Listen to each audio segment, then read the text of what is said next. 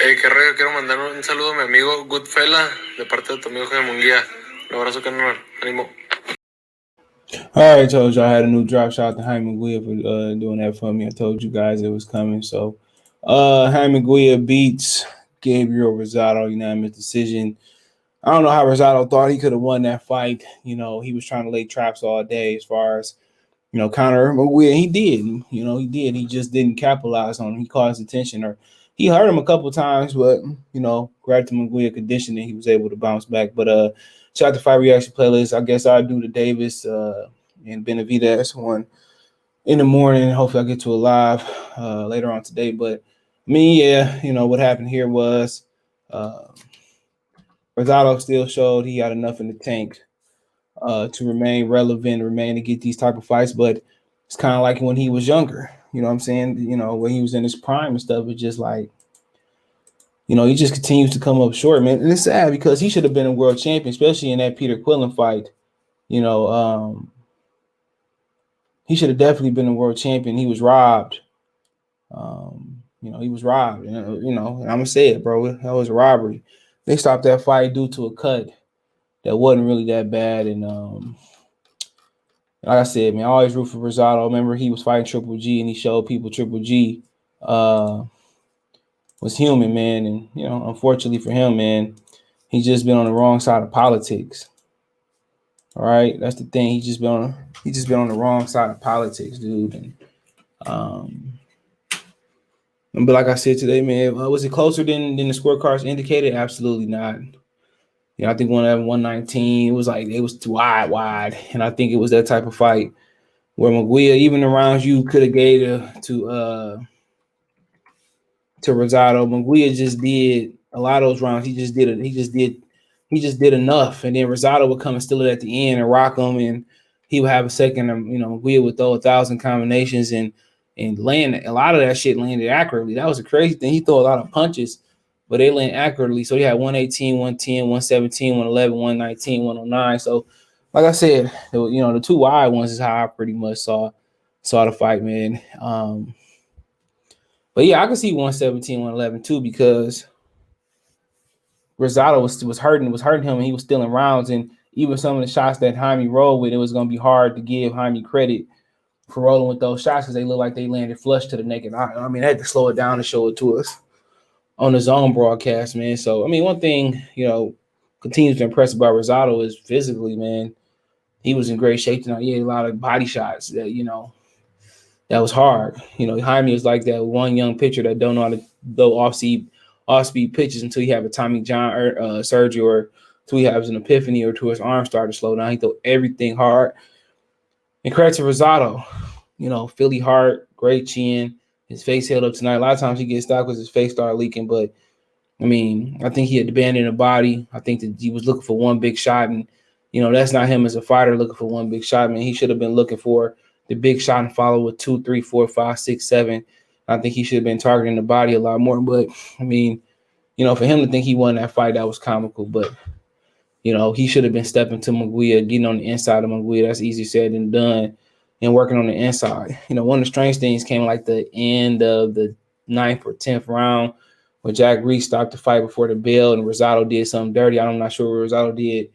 Remember when Floyd muffed Madonna, where you put the they stitched the glove on, he suffocated him with the glove, and he used the thumb to suffocate his nose, and Madonna bit him. He started crying. That's you don't know what happened because Floyd started crying. I think it was the second fight. I don't know what they call it, but I just say muffed because he's cut off Madonna's circulation where Madonna couldn't breathe. So he put the glove kind of in his mouth, and he put the thumb. I don't know how he did it. Like, however it was, he put the glove over his mouth and his nose, and he couldn't breathe. And I'm thinking maybe that's what Rosado did. He did something dirty. It was something with the glove he did behind me, but that comes with the territory. People say, well, this guy being dirty, he trying something dirty. That's the game. The game is a dirty game. From the inside to the out, from the politics to anything in between the politics and the ring, it's a dirty game. So you got to pick up some dirty tricks, man. Andre Ward, Bernard Hopkins, Nick Campbell, Floyd Mayweather, Duran, Hagler, they will tell you, you just got to pick it up. You got to fight fire with fire. It ain't going to tell, crying to your mommy or to the referee. But Rosado fought a good fight tonight. I just like to see, maybe at 35 he don't have the activity. They say he trained. He did 80, 90 rounds with David Benavidez, who won the night over Kyron Davis, and valiant effort from him. But he said he did like 80, 90 rounds with him. And Freddie said they had to stop it because it became a war. So, he was training, he was sparring somebody that's fucking a cruiserweight naturally. He didn't get stopped. So, like I said today, wasn't too much Jaime could do. He wasn't even trying to allow, Gabriel to hold him, and he was trying to fight through it. And like I said, wasn't going to be too much to get the stoppage. He came in not to get stopped. He didn't fight like that. He just came in, held it, and, probably one thing he could do, honestly, let me kind of capture my thoughts. He could have just stepped over. One thing Jaime got to learn is get your shots, step over, make them adjust to your angle. And that's how you do that. He throw the shots and, either step back or he step into his shots. Once Morales tell him to step to the left or step to the right, like if he step to his left, fire off the left hook like a check hook and come back with a right hand left hook, he was doing the right things as far as the punches upstairs, downstairs, upside, upstairs. But if he learned to step over and get that angle, he probably would have stopped Rosado. But, other than that, man, for Rosado, man, I just think the jab should have been pumping more, a little bit more body work. He abandoned that for a second. Instead looking for one shot, then look for 2, 3, 4. He didn't follow up. He hurt Jaime bad, like in the middle of the fight, the 8th or 9th. And he just didn't follow up with another shot. But Jaime conditioning was great tonight. Hand speed was good tonight. Just another thing he could do is change the speed of his punches. You know what I'm saying? Kind of 3 things I think he should do. One thing, the top thing is change the speed of his punches. Take some mustard off of him. And that'll make him even more dangerous. Like you throw a jab hard, then throw a 1-2 at a good speed, come back with a left hook, step over, and then also using angles and stepping over to get better angles at stopping him. But the speed of punches that'll come. Morales to teach him that. Like you throw a 1-2, you can throw a 1-2 hard, you can throw it soft, throw it to the shoulder. But I think when he changes the speed of his shots and he step over and get those angles when he done throwing, he gonna be fucking damn near unbeatable to anybody at 160 right now. But it's about throwing the shots, stepping over, and making those guys, have to adjust to that angle. And then also, he did it a few times towards the end. He started throwing a jab to break up Rosado range. But when he throws the jab, it's like he throwing it to set up a shot. A shot is coming. And towards the end of the fight, he started throwing the jab as a range finder. Sometimes you throw the jab. Jab is like a layup sometimes. You throw the jab, you do a layup to warm you up. At least when I was going to do a layup to warm you up, and then you start, doing floaters and elbows and 3-point shots. The jab is like a layup. The jab, for a lot of fighters, I'm going to say 99.9% of fighters, is to help you find them. It's a layup, help you kind of find your opponent to get warm. And then when you can find them, you can target them, then you can let all the other shots go. Or you can break their rhythm. When he started to come on hot, just break his rhythm. I think Jaime need to use the jab to break fighters' rhythm and to warm up a little bit. When he throw the jab, and this is accurate as hell though, he is definitely some power shots coming behind. He like feint a little bit, throw the jab, break up somebody's rhythm. So when you throw the jab, everybody know you coming with hard shit, throw the jab, back off. And that's gonna come. Change the speed of shots. I'm stepping over, using the jab as a rangefinder and to break up somebody's rhythm. That's all gonna come with experience, and change the speed of shots. That's just gonna come with experience, man. But yeah. Great fight for him, man, tonight, man. Unbelievable, man. And for them, it was a great fight. I have to ask me which main event was, but I didn't see the undercard for real. Man, main event was better. It was, I don't know, it was just acquired taste. They both, one ended up with a stoppage with the towel coming in, which I think was the right call from Stephen Bredman, Kyron Davis. Trainer also I liked about Kyron Davis, he didn't berate Stephen Edwards for throwing the towel in too. So we'll get to that. But at least for Rosado, if I don't get to it tomorrow, key fight, man. He definitely looked like somebody that can give Jamal Charlo a good run for his money. He could be one of those guys who fight both Charlo twins like Austin Trout. So, like I said before, definitely, I think, maybe Triple G rematch. Triple G don't get Canelo if he beat Murata. If he probably get Murata. But yeah, he showed him he a game dog. Him working up and down the scale like Kyron Davis, that never helps. But definitely want to see Rosado again, seeing enough from him and Jaime. Like I said before, with rumors that he might go for Derevchenko. I think Derevchenko fighting Carlos Adames.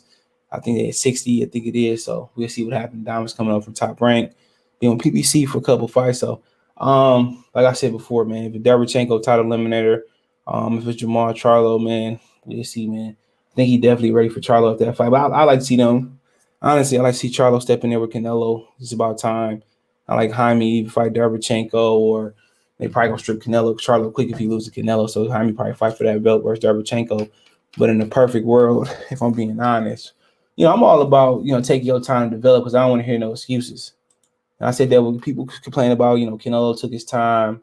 I mean, Deontay Wilder took his time and he's fighting bum. Well, shit. Why don't you ain't on my time? I don't care. When you show up to the championship level, you better be ready whenever you're ready for him. 25 years old. Benavidez 24. He don't have a belt neither.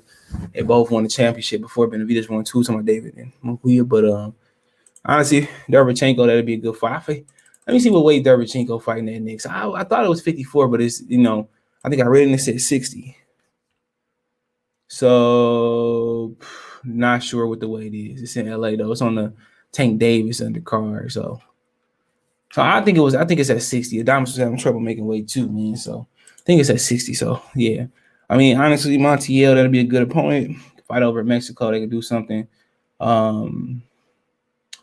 With my man Luis Arias, Sam, and I see him just continue to hone his craft. And he's about ready. I think he can fight Charlo right now and give him hell for hell. But Montiel would be a good fight for him too. But hey, let me know what you guys think. Shout out to Jaime going unanimous decision. I don't argue none of the scorecards, but Rosado has been one of my favorite fighters to watch, from David Lemieux to Triple G to Jamel Charlo to Peter Quillen when he was raw, man. Always love Gabriel Rosado, man. Shout out to him. But you can find me on Twitter, Facebook, Instagram. If you have a business question, inquiry, sponsorship, video request, all my social media subscription. Twitter's the fastest way than Facebook and Instagram. All my social media links there. I want to make a financial donation. Cash App, CJ Good 313. Venmo, CJ Good 313. PayPal link in the description. And Venmo, Cash App rolling at the bottom of your screen. Follow me at Goodfellas Sports TV 2.0 backup channel as well too. Best way, other way to donate: thumbs up, share, video, subscribe to the channel. Actually, right next to the subscribe button is the bell icon button. Hit all notifications on the bell icon button. Increase your chance to get notifications. Go live, drop a video. Other than that, check the Friday reaction playlist. I'll be back with the Kyron Davis and David Benavidez video on the AM. Peace.